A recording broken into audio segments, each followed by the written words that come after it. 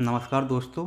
SSC ने अभी एक नोटिस निकाला है जिसमें 18 जनवरी को जो सीजीएल टाइप 2 का एग्ज़ाम हुआ था जिसमें टाइपिंग इशू हुए थे, उसको टाइपिंग को कैंसिल करा के और टाइपिंग टेस्ट जो रिकंडक्ट कराया जाएगा 31 जनवरी को, जिसके एडमिट कार्ड 27 जनवरी को आपके शायद देखने को मिल जाएंगे।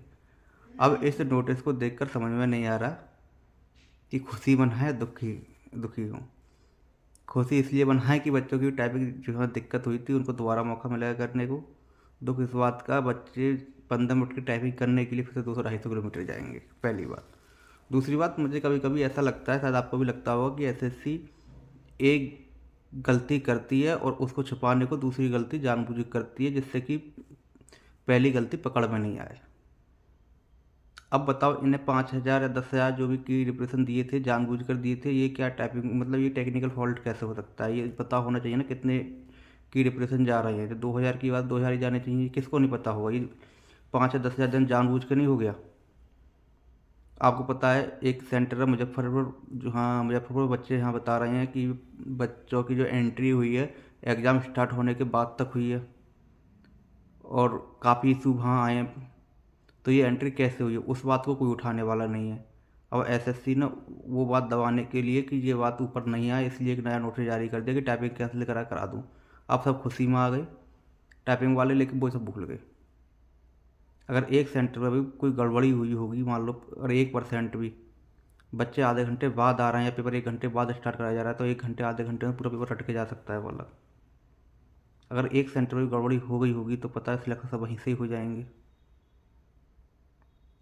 बाकी बच्चे ऐसे ही रह जाएंगे। तो एसएससी एक गलती को छुपाने के लिए दूसरी गलती जानबूझ के करता है कि सबका फोकस यहाँ पर आ जाए। जैसे ही मान लो टीयर 1 में किया था, टीयर 1 में इनको पता था कि कट ऑफ इतनी हाई गई है, अब चाहे इतनी वैकेंसी होने के बाद भी, तो चाहे कैसे भी गई है, ठीक है ना, उसमें कहीं ना कहीं एसएससी की मिस्टेक थी। जब पेपर में गलती, मान लो पेपर मतलब लो डाले थे इन्होंने, लेवल तो अच्छा खासा था मेरे ख्याल से, लोग कह ही रहे हैं कि मतलब लेवल से डाउन था थोड़ा बहुत। इतनी वैकेंसी आने का इतनी कट ऑफ नहीं जानी चाहिए थी, चाहे वो पेपर आउट हुआ या कुछ भी हुआ, उसमें कुछ ना कुछ हुआ था।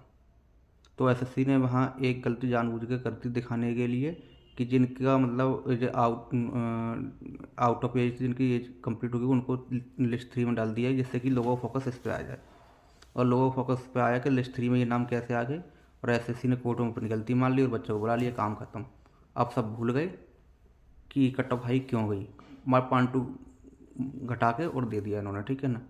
तो लगता है कभी कभी एसएससी एक गलती छुपाने के लिए एक जानबूझ के करता है, जिससे फोकस हटा के इस पर कर दिया जाए।